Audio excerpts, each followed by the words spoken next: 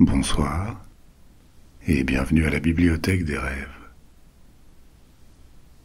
Pour notre épisode de ce soir, on va voyager loin dans le passé, à la frontière des légendes et de l'histoire, pour explorer un des événements mythiques les plus marquants de l'Antiquité, la guerre de Troie.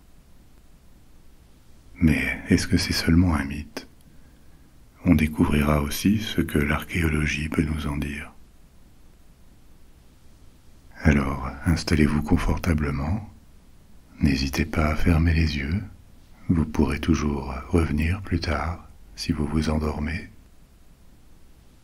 On va commencer par le prélude de cette guerre, la première de nombreuses histoires que je vais vous raconter. Il était une fois, il y a si longtemps que la mémoire de ces événements s'est presque perdue. Le roi des dieux, Zeus, s'énerva de la prolifération des hommes sur terre.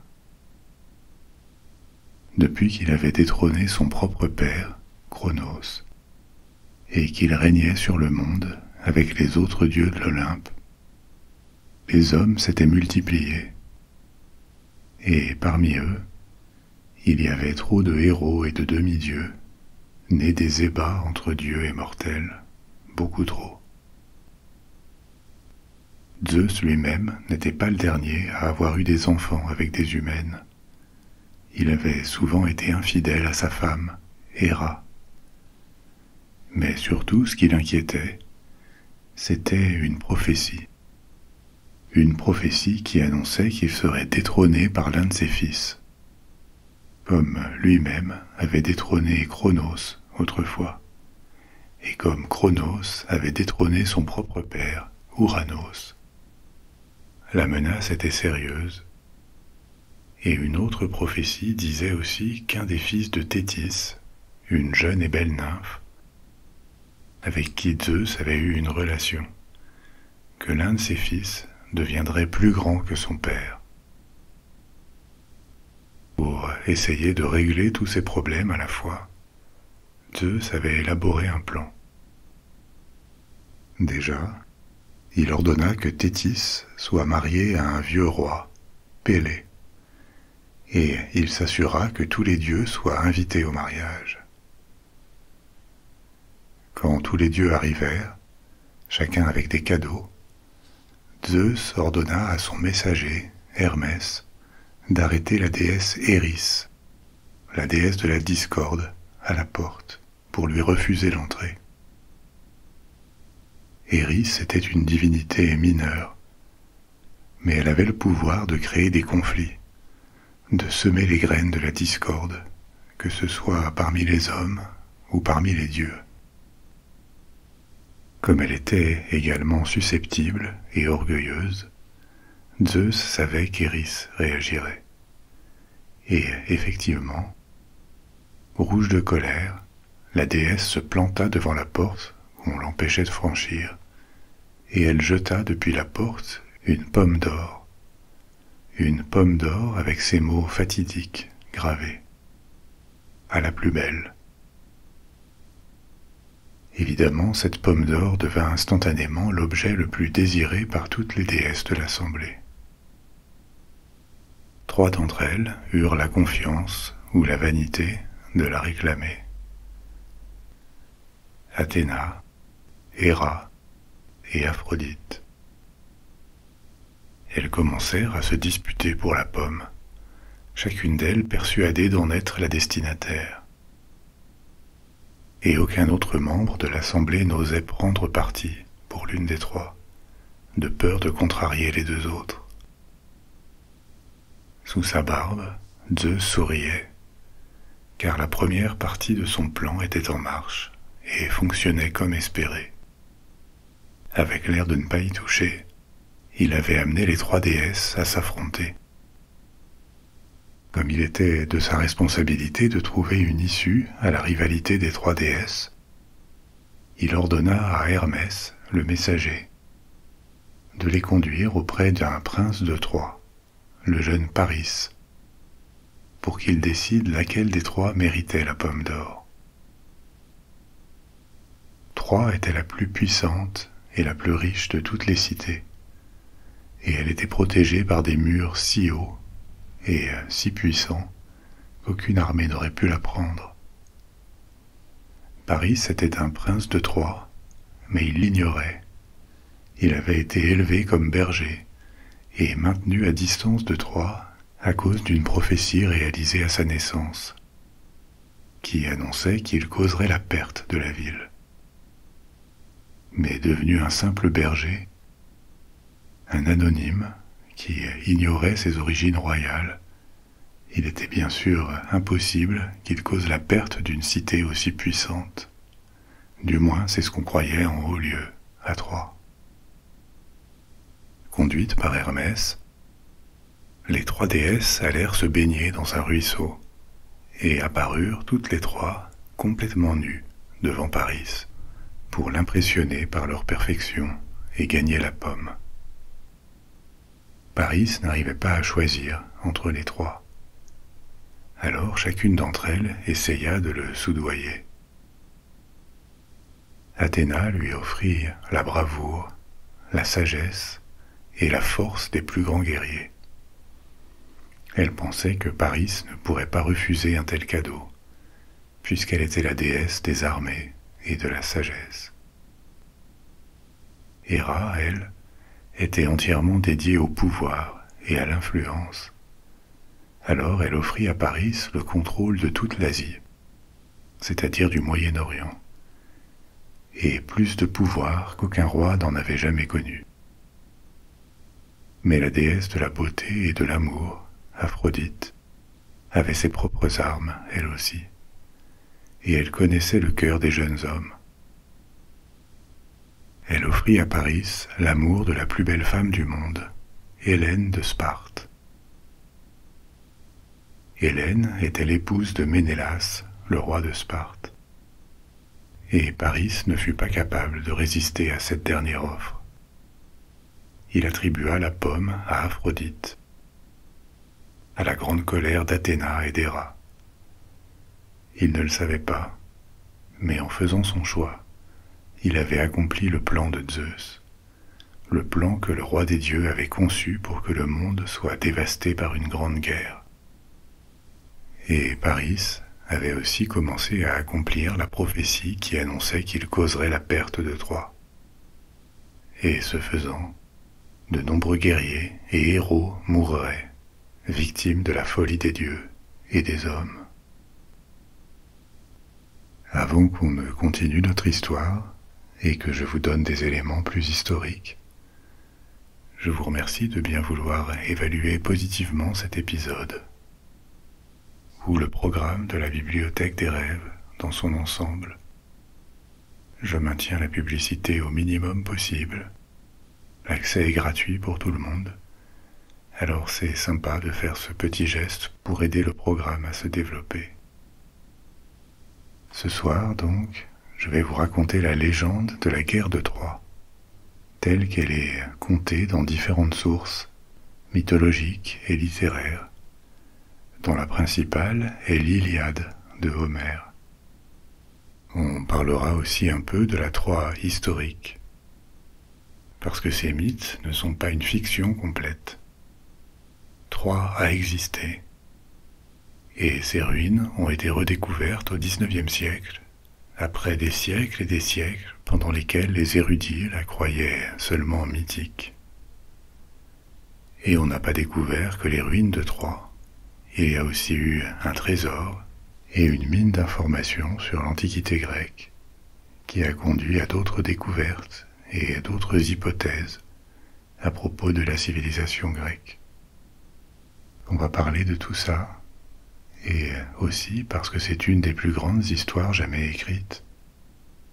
Je vais continuer à vous raconter la guerre de Troie. Si vous aimez ce genre de récit mythologique, il y a d'autres épisodes de la mythologie grecque disponibles sur la Bibliothèque des rêves, des épisodes sur la mythologie égyptienne ou nordique, et beaucoup d'autres à venir sur d'autres mythes grecs, sur l'Énéide romaine, ou sur les mythes et les légendes de Polynésie, du Japon, d'Afrique de l'Ouest ou d'Amérique centrale. Mais pour le moment, reprenons notre histoire là où on l'a laissée. Retournons au temps mythologique. Donc Paris avait attribué la pomme d'or à Aphrodite, et le prix qu'il devait en tirer était l'amour de la plus belle femme du monde, Hélène de Sparte. La beauté d'Hélène était si extraordinaire parce qu'elle n'était pas d'origine simplement humaine, mais aussi divine. Son père était Zeus lui-même, et sa mère était Léda, une princesse devenue reine de Sparte elle aussi. Zeus avait l'habitude de tromper les jeunes femmes mortelles pour coucher avec elles, quand il en avait envie. Pour approcher Léda, il avait pris la forme d'un cygne, un cygne blanc. Séduite par l'élégance du cygne, qui apparemment ne représentait aucune menace, la princesse s'était laissée aller à coucher avec lui. Et de cette relation, la princesse Hélène était née 9 mois plus tard. Le roi de Sparte l'avait élevée en pensant qu'il s'agissait de sa propre fille. Hélène était déjà une enfant charmante, mais avec le passage des ans, et alors qu'elle se transformait en femme, sa beauté devint hypnotique, presque indescriptible. Et avec elle, sa célébrité grandissait dans toute la Grèce. Elle avait tout, le rang, le charme, et bientôt une armée de prétendants venus de toute la Grèce s'était pressée à Sparte pour demander sa main. Mais de peur que tous les autres ne réagissent mal et ne cherchent à se venger, son père hésitait à choisir l'un d'entre eux. Parmi ses prétendants, il y avait Ulysse. Ulysse, le roi d'Ithaque, une petite île qui était aussi un des nombreux royaumes de Grèce. Ulysse n'était sans doute pas le plus fort, ni le plus riche, ni le plus brave d'ailleurs, mais il était sans doute le plus astucieux.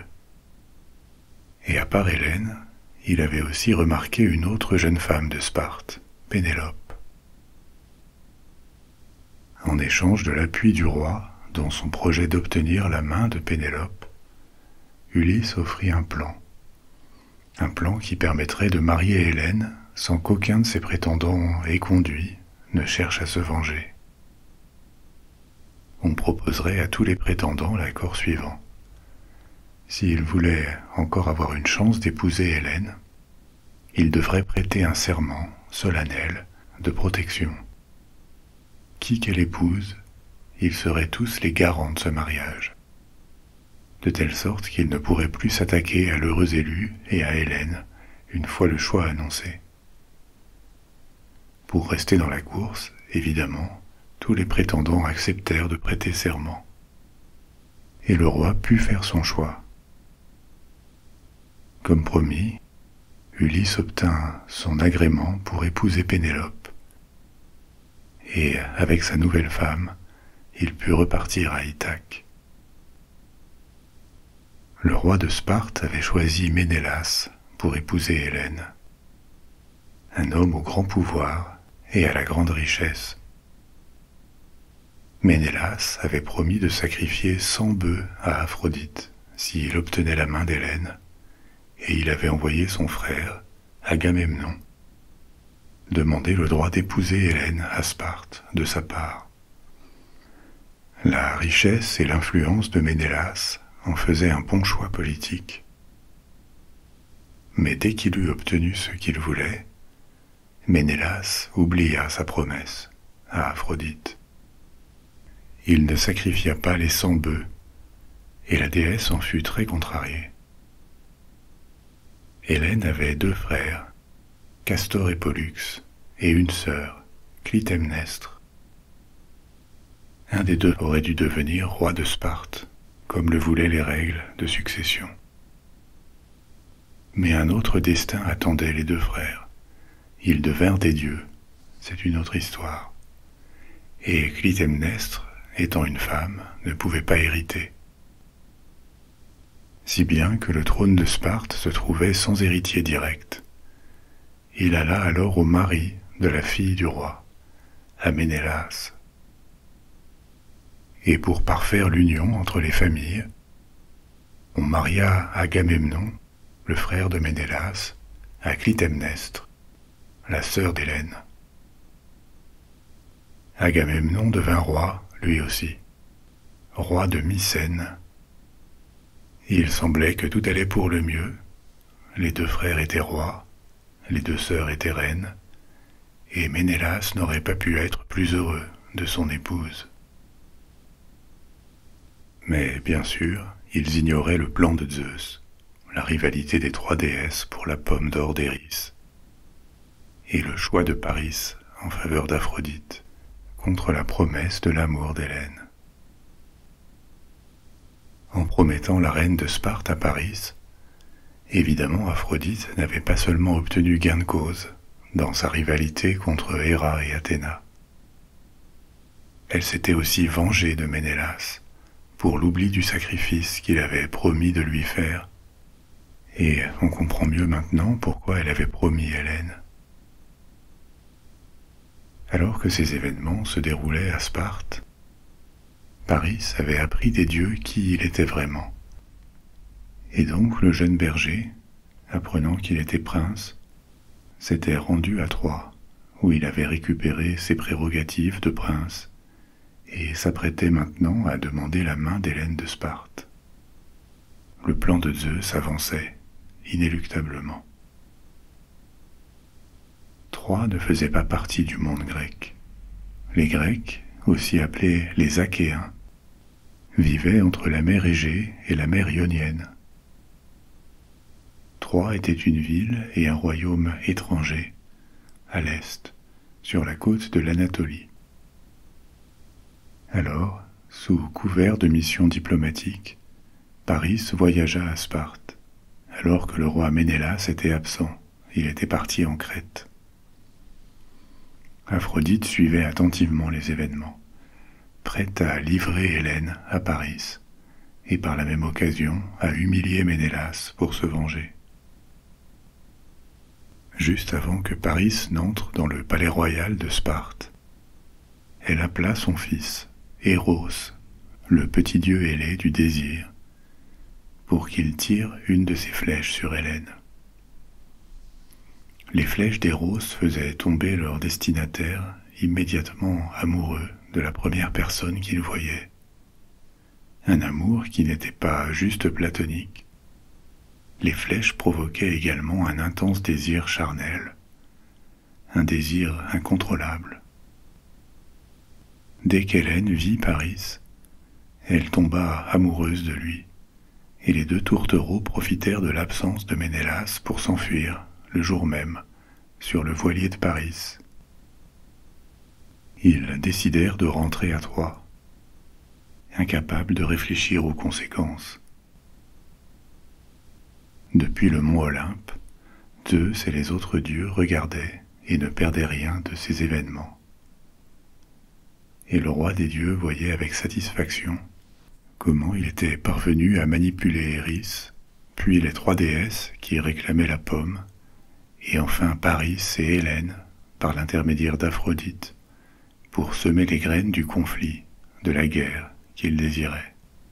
Un des rois achéens les plus puissants, Ménélas, avait été humilié par un étranger, parti avec sa femme, et maintenant tous les prétendants qui avaient autrefois promis de défendre le mariage d'Hélène et Ménélas, suite au stratagème d'Ulysse, allaient devoir s'unir derrière Ménélas pour récupérer sa femme et venger l'affront. Il était devenu inévitable, par cet enchaînement d'événements, qu'une guerre explose entre les Achéens, les Grecs, et les Troyens.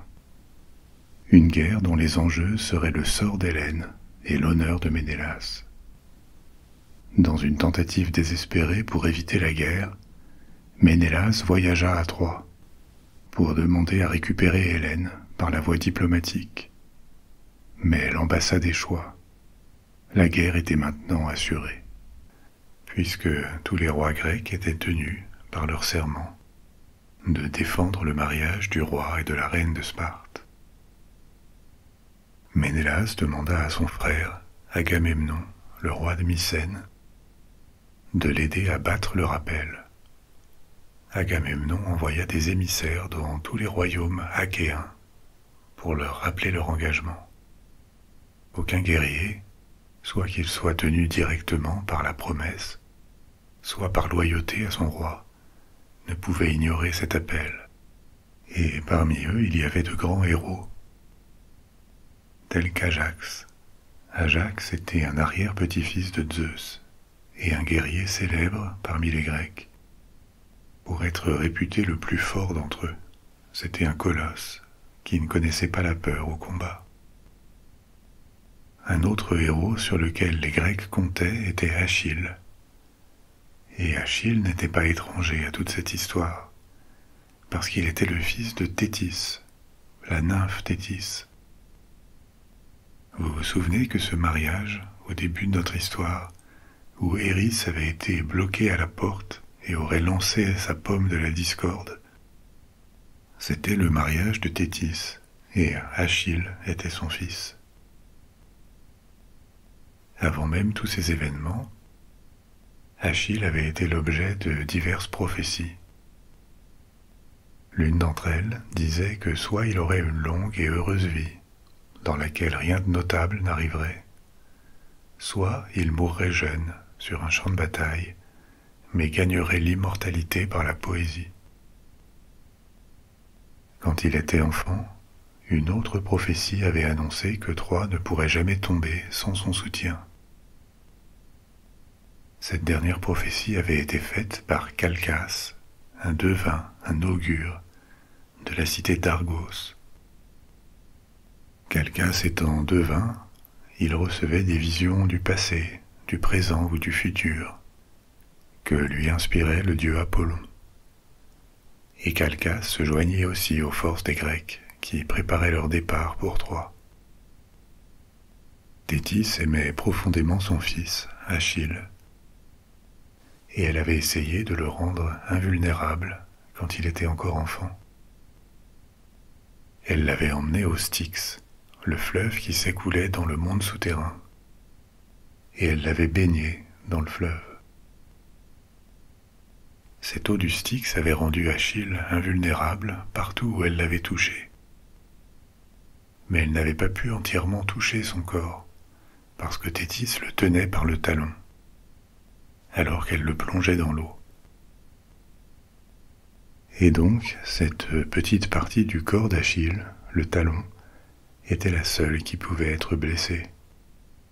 En pratique, Achille était quasiment invincible.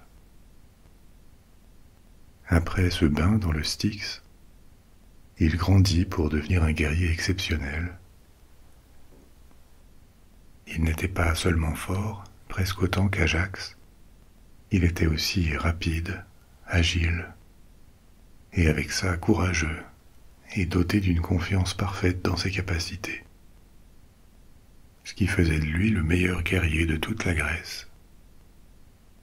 Il avait été envoyé pour être entraîné par le centaure Chiron, avec Ajax. Mais malgré toutes les précautions qu'elle avait prises, sa mère connaissait les prophéties et elle craignait pour sa vie. Alors elle l'avait caché sur l'île de Skyros, dans la mer Égée, à la cour du roi Lycomède. Les émissaires d'Agamemnon et Ménélas s'y présentèrent bientôt. Il s'agissait justement d'Ajax et d'Ulysse. Thétis déguisa Achille en femme, au milieu d'une foule de vraies femmes, pour ne pas qu'elle le reconnaisse. Mais, une fois de plus, par une ruse, Ulysse éventa ce stratagème. Il souffla dans une corne, ce qui se faisait quand des ennemis approchaient.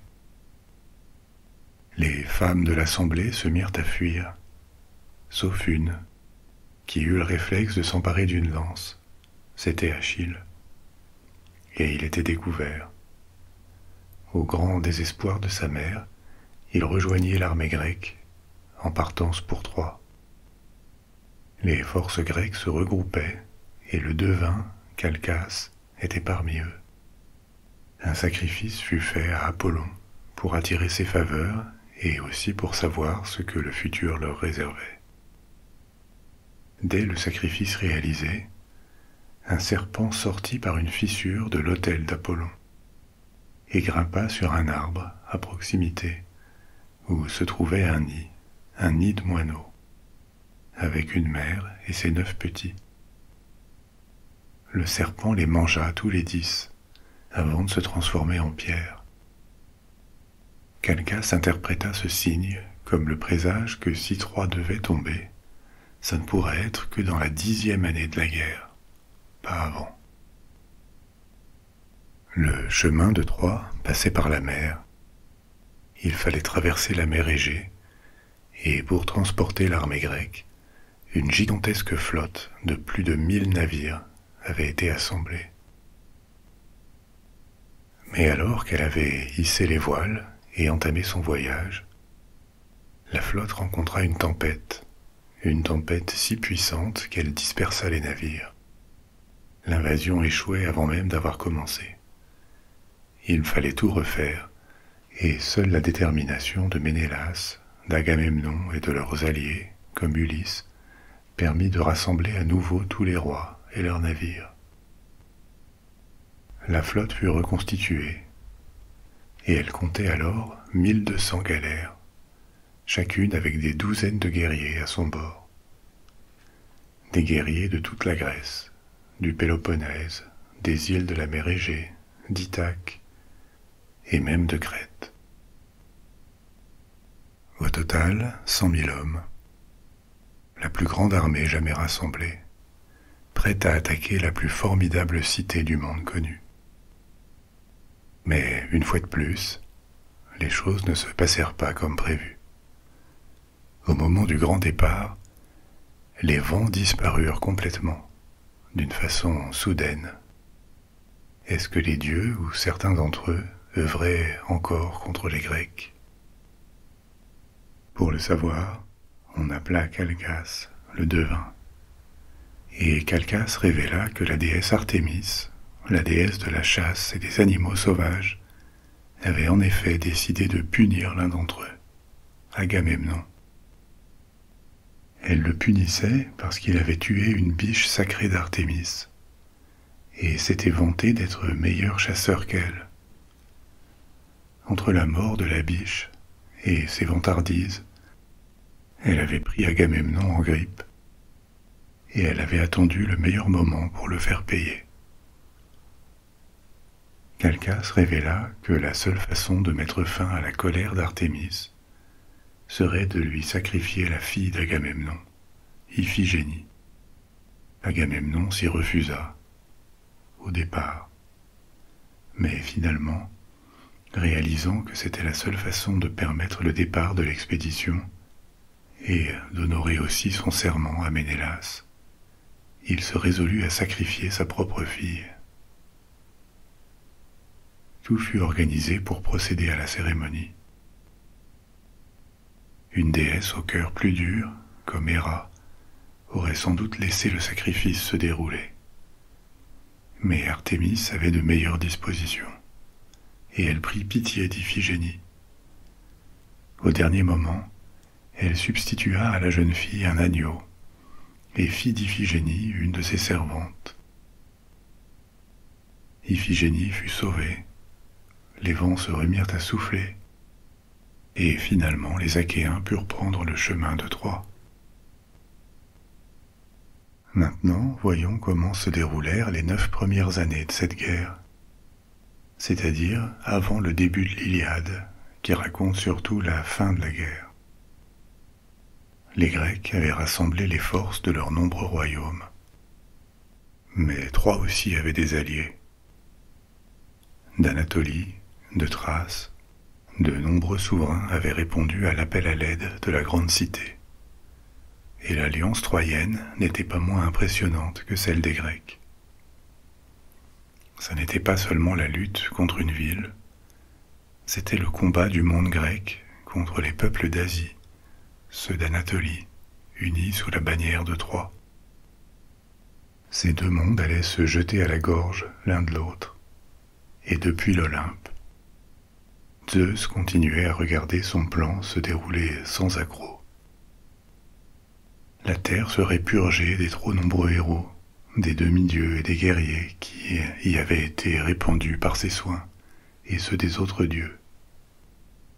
Mais cette guerre était aussi divine.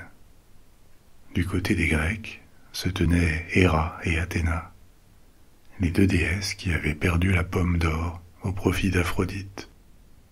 Et de rage, elles avaient pris le parti des Grecs. Du côté des Troyens, il y avait Aphrodite, bien sûr, et aussi Poséidon, le dieu des mers et des chevaux, et également Apollon, pas au départ, mais bientôt il rejoindrait le camp de Troie, pour des raisons qu'on va bientôt découvrir. Les Grecs avaient des héros comme Ajax et Achille, ou Ulysse, mais les Troyens n'étaient pas en reste. Leur meilleur guerrier était Hector, le frère de Paris et le fils de Priam. Priam était le vieux roi de Troie, qui avait eu de nombreux enfants, y compris les princes Hector et Paris, mais aussi d'autres fils comme Déiphobe et Hélénos.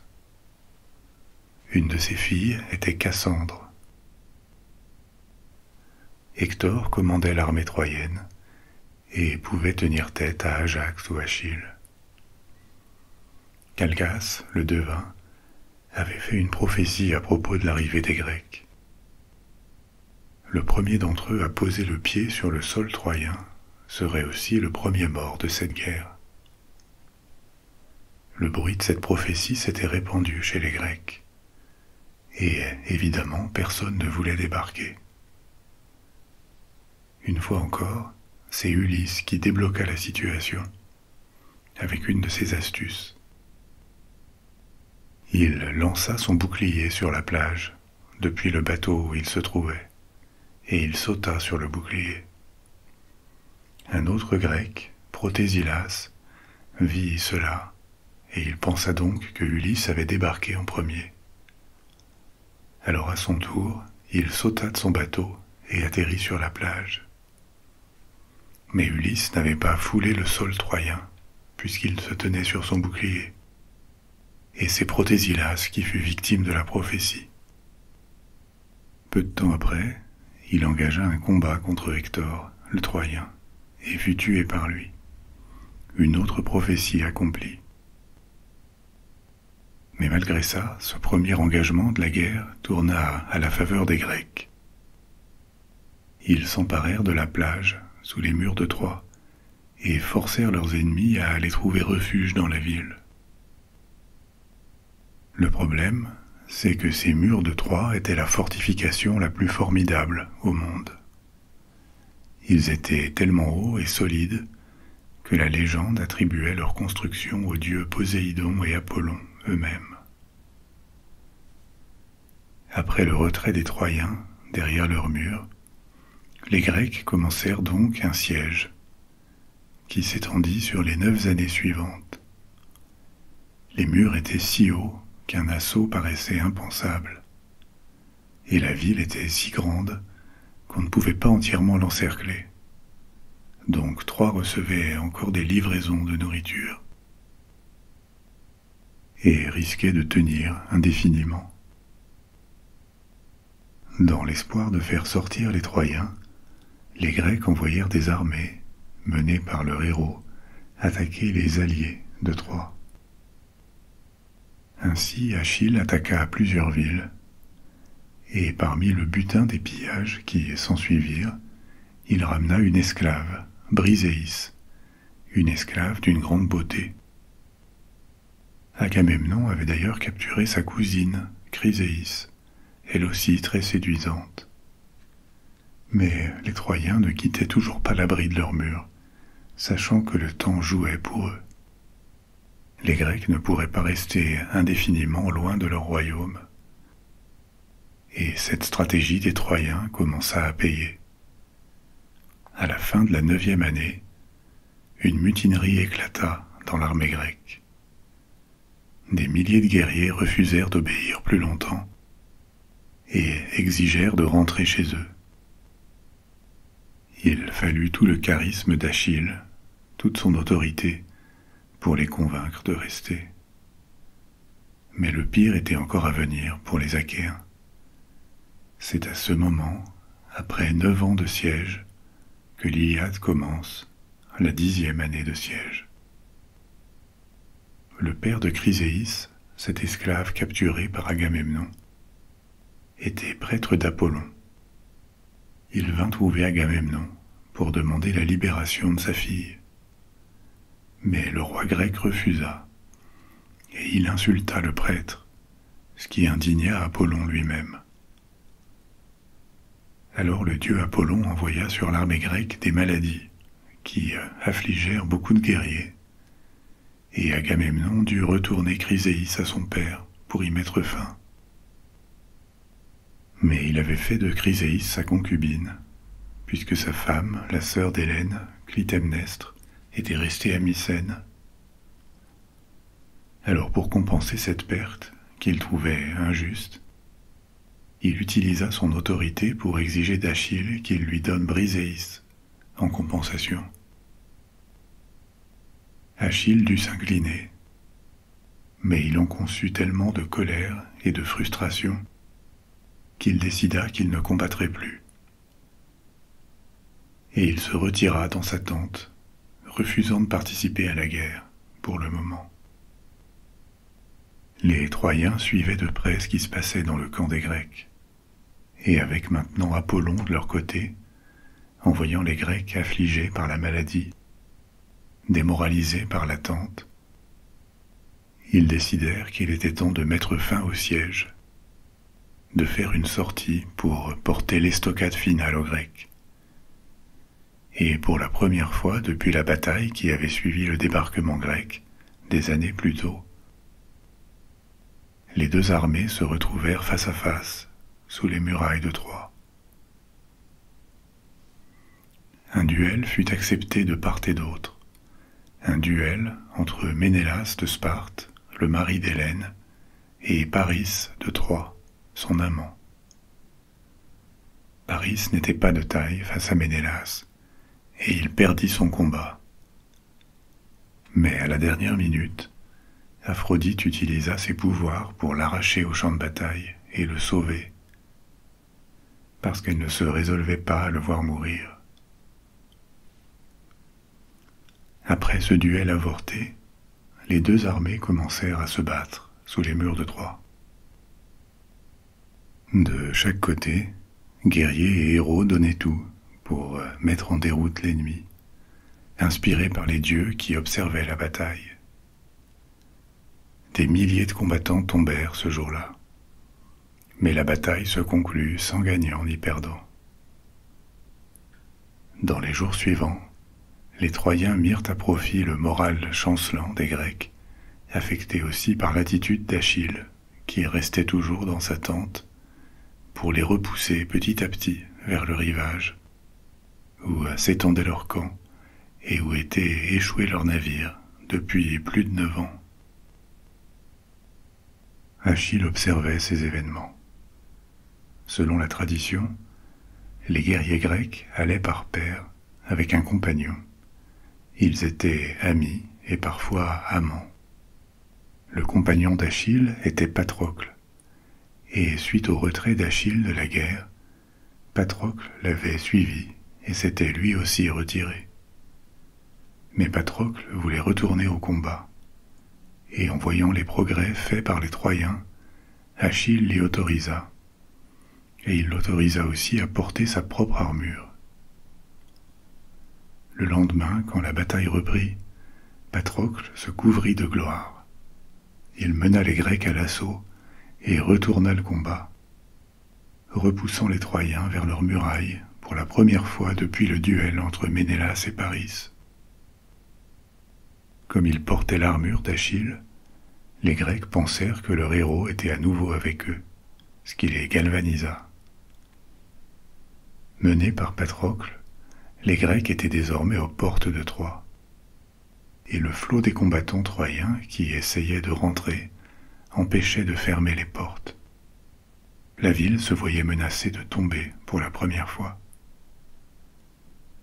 C'est à ce moment que le destin et la volonté des dieux prirent le dessus sur la volonté humaine.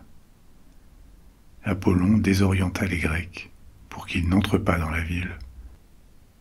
Et Hector apparut, entamant un combat contre Patrocle. Patrocle était brave, mais il n'était pas Achille, et il ne pouvait pas tenir tête à Hector. Il fut battu et tué par le prince de Troie. Voyant le leader de leur assaut terrassé par l'ennemi, les Grecs renoncèrent et retournèrent vers leur camp, alors que les Troyens refermaient les portes et se barricadaient dans leur ville. Une fois de plus, la situation était dans l'impasse. Mais Achille apprit vite la mort de Patrocle, et la douleur de cette perte le fit jurer de se venger. Il tuerait Hector.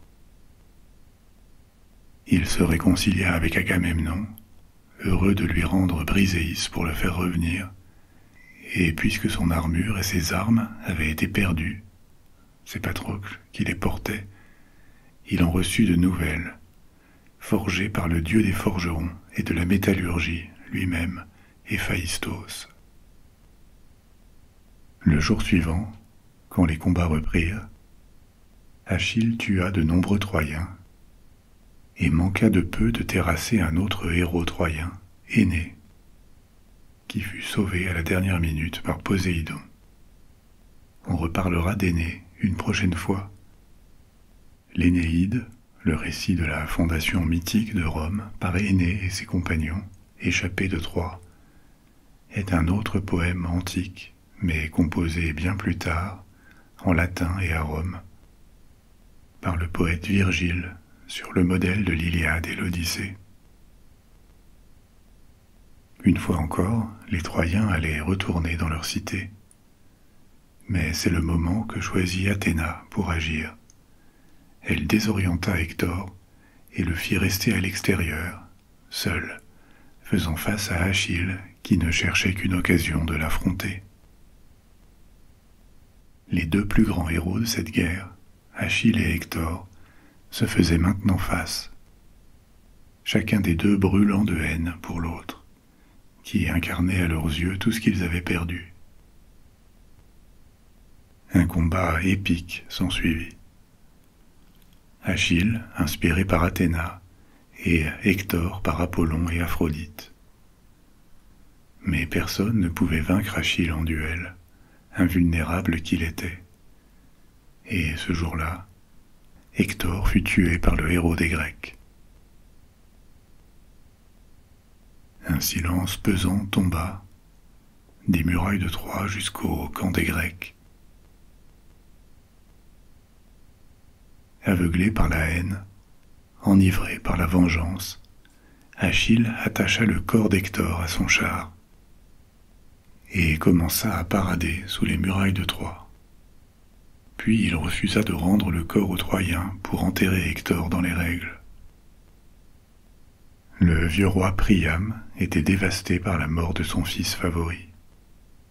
Alors, un peu plus tard, il fut guidé par Hermès pour traverser sain et sauf le camp des Grecs jusqu'à la tente d'Achille, où il supplia le héros de lui rendre le corps de son fils.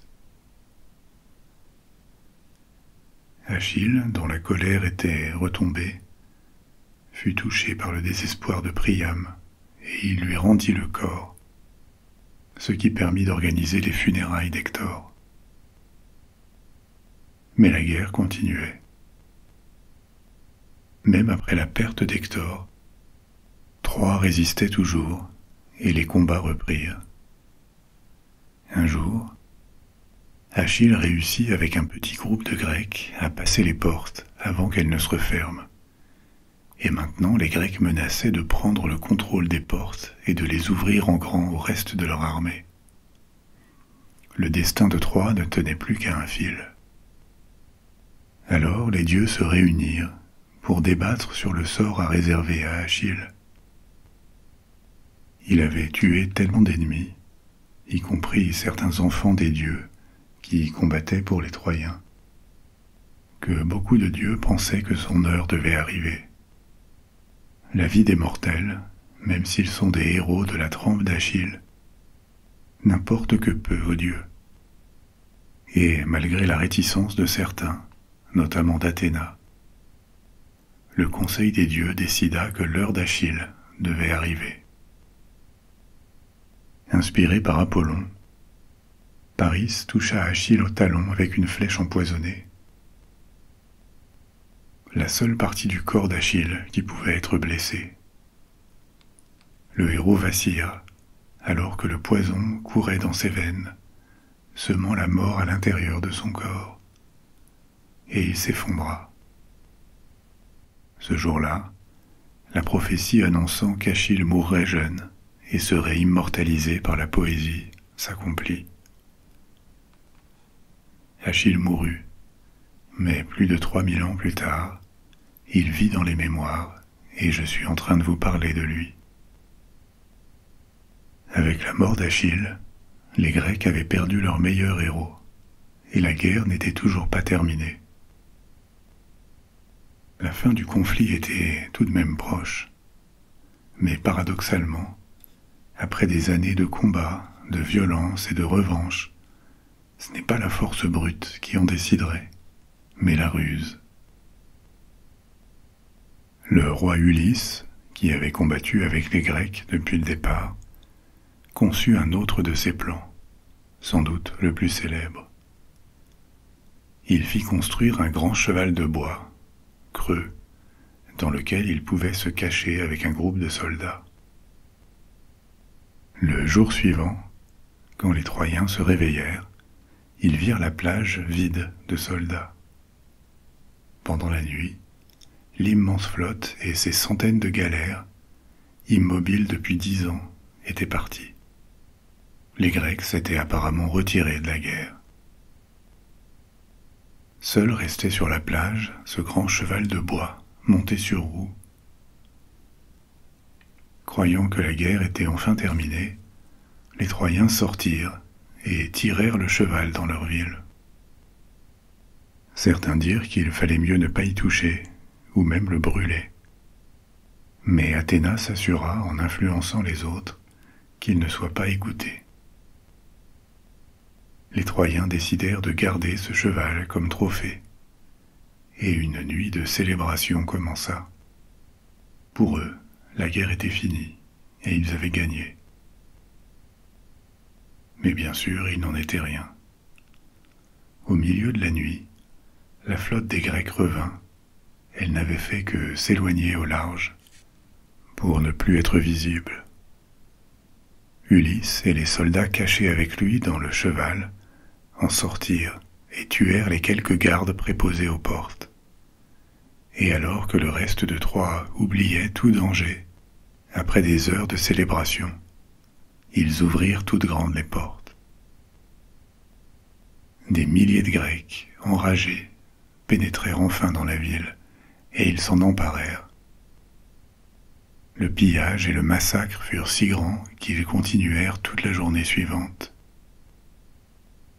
Ils lancèrent même le fils d'Hector et petit-fils de Priam, Astyanax, par-dessus les murs, pour mettre un terme définitif à la lignée des rois troyens.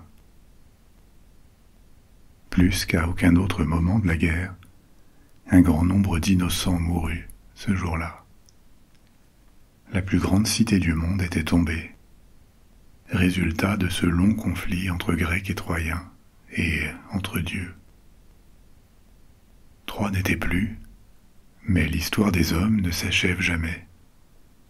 Quelques survivants, derrière Énée, s'enfuirent pour une aventure sur la Méditerranée, qui se terminerait par la fondation de Rome, telle que l'Énéide le raconte.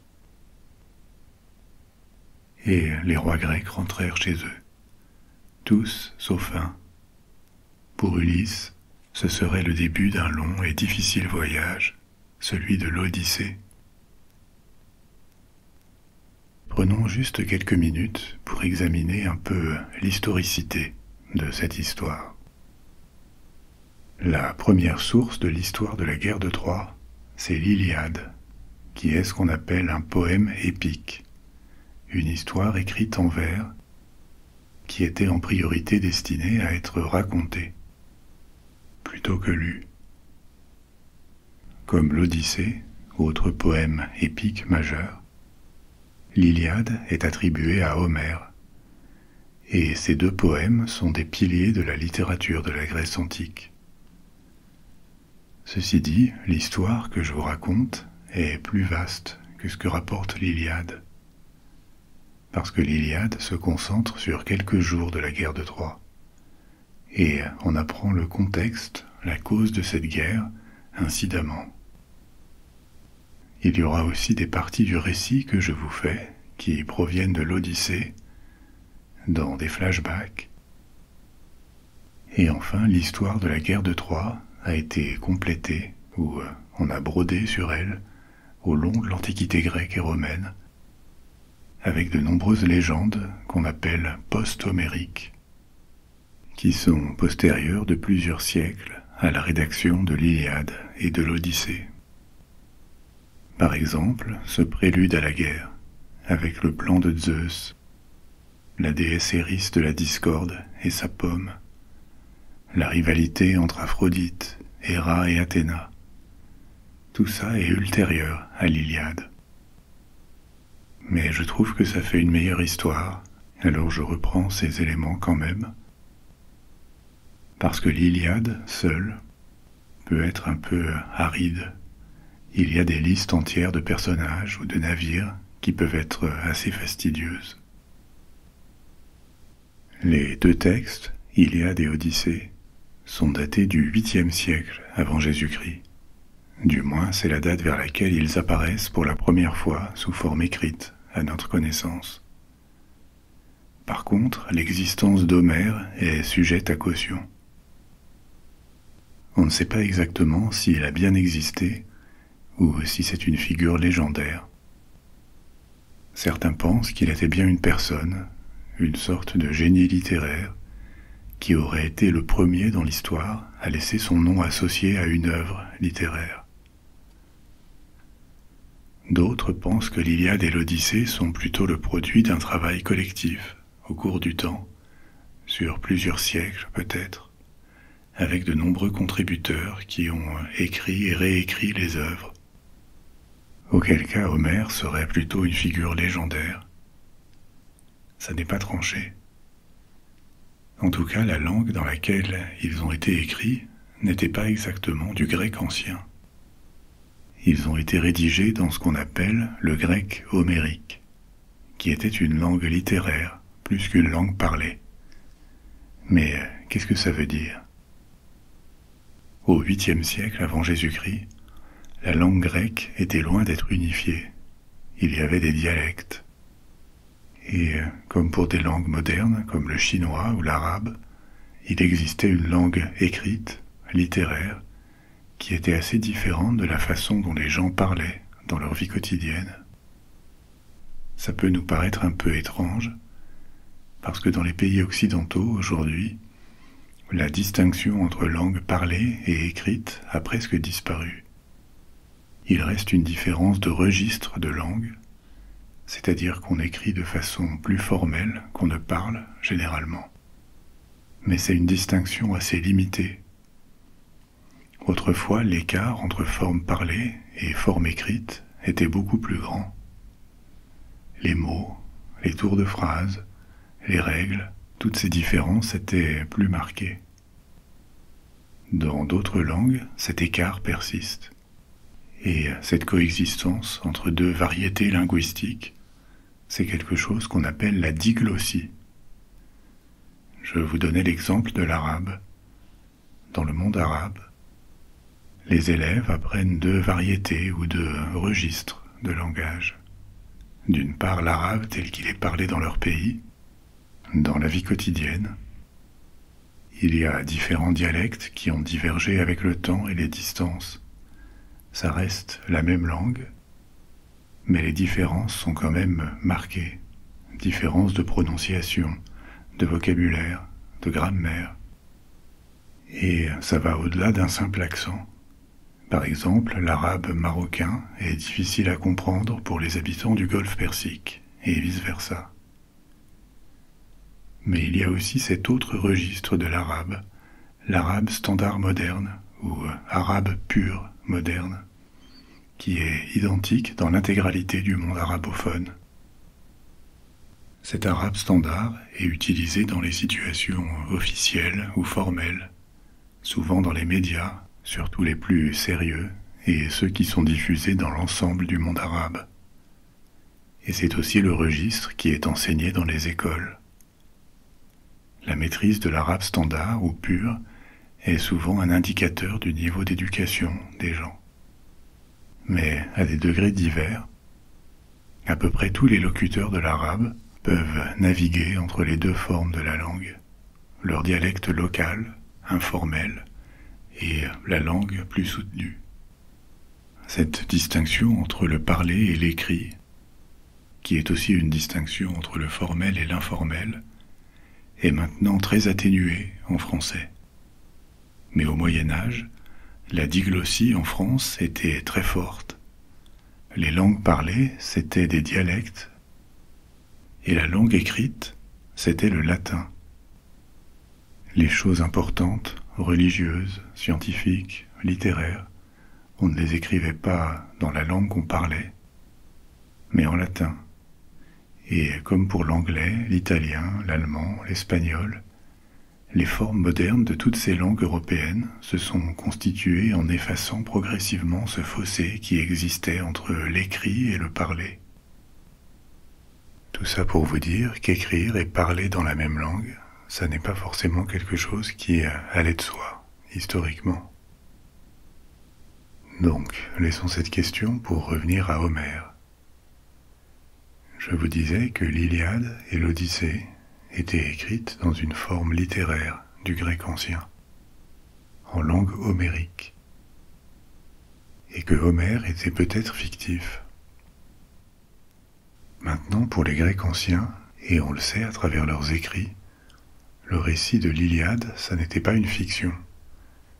Ils pensaient que l'Iliade était peut-être exagérée sur certains faits, que ce texte prenait une licence poétique ou romanesque, disons. Mais l'historicité de la guerre de Troie n'était pas en question pour eux. Ils pensaient que la guerre avait eu lieu plusieurs siècles avant l'époque de la Grèce classique. Mais ça soulève une autre question.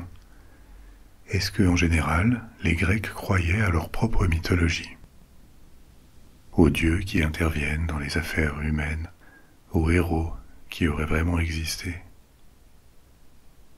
C'est difficile à dire, mais les textes de l'époque classique, c'est-à-dire les 5e, 4e siècles avant Jésus-Christ, suggèrent que la population considérait en général la mythologie comme vraie, globalement, même si les détails étaient vus avec un peu plus de doute, surtout quand ils étaient très inhabituels ou surnaturels. Et donc on les pensait exagérés par les auteurs et les raconteurs de ces mythes. L'élite éduquée était plus partagée. Certains pensaient aussi que la mythologie avait un fond de vérité, et d'autres étaient ouverts à la possibilité que ce soit de la superstition, un équivalent antique des contes de fées.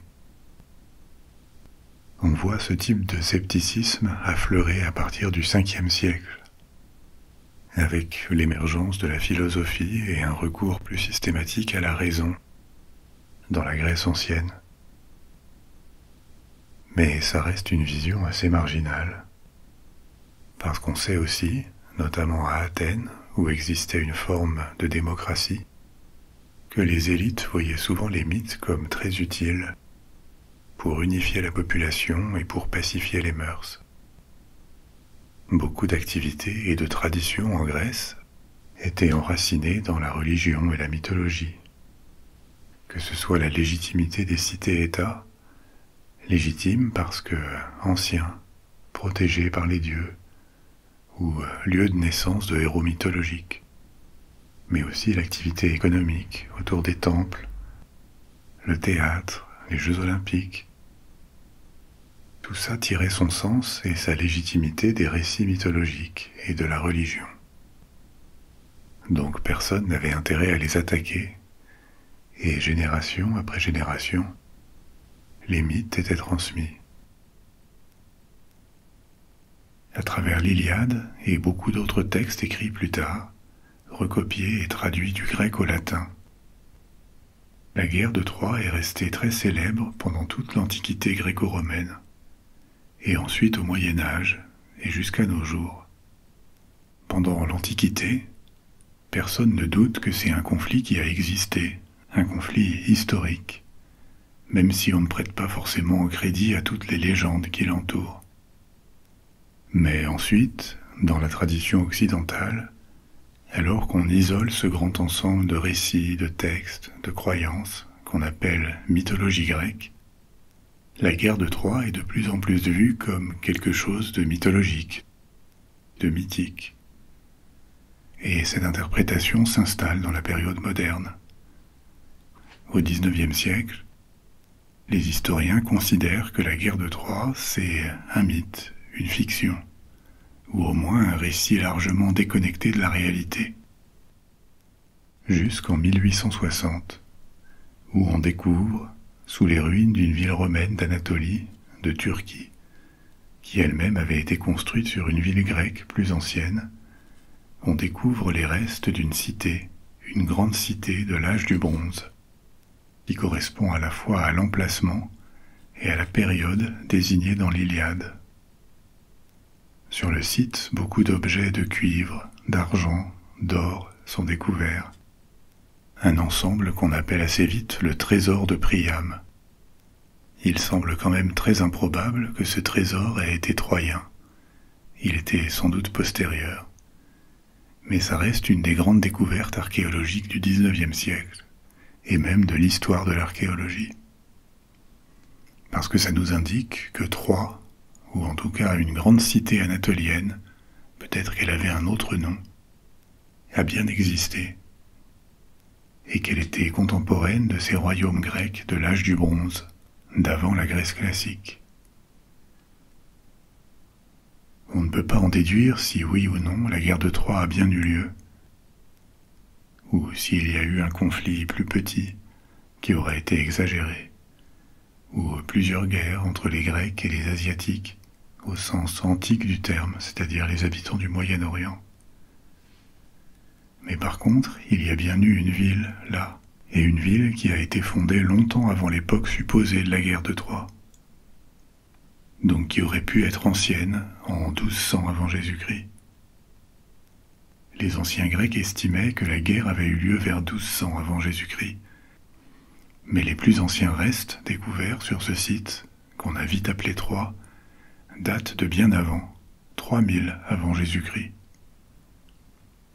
Et l'étude des ruines qui ont été excavées indique une destruction vers 1200 avant Jésus-Christ, une époque qui peut correspondre à la guerre de Troie, de l'Iliade, mais aussi une époque qui peut correspondre plus largement à un phénomène qui touche la Grèce et le Moyen-Orient à cette période, et qu'on a appelé l'effondrement de l'âge du bronze, ou de l'âge du bronze récent. Entre 1200 et 1150 avant Jésus-Christ, les anciens royaumes grecs, Babylone, l'empire des Hittites en Anatolie, l'empire égyptien, le Nouvel Empire, tous s'effondrent politiquement et culturellement à peu près en même temps. Les routes commerciales sont arrêtées, des villes sont abandonnées, et ce qu'on pourrait appeler un âge sombre commence dans différentes parties de la Méditerranée orientale. On ne connaît pas exactement les causes de cet effondrement politique et sans doute économique. Il semble difficile que ce soit une série de coïncidences, même si ça n'est jamais complètement impossible. Ceci dit, l'effondrement est tellement rapide et coordonné qu'on pense peut-être plutôt à un changement climatique provoqué par des éruptions volcaniques, ou des invasions, ou peut-être la diffusion de la métallurgie du fer qui aurait provoqué des conflits. Ça n'est pas notre sujet de ce soir, mais en tout cas ça se produit. Et peut-être que l'histoire de la guerre de Troie, c'est une expression de ce choc qui a dû profondément marquer les Grecs du XIIIe et du XIIe siècle avant Jésus-Christ. L'effondrement d'un monde qui mettrait des siècles à se reconstruire pour permettre l'apogée de la civilisation grecque. Comme toujours, la mythologie n'est jamais une pure fiction. Elle a des racines dans l'histoire, où elle exprime métaphoriquement des aspects de l'histoire, des sociétés et de l'expérience humaine. La guerre de Troie est terminée, et c'est également le cas de notre épisode. Je serai bientôt de retour avec une nouvelle aventure à vous proposer. D'ici là, dormez bien, faites de beaux rêves,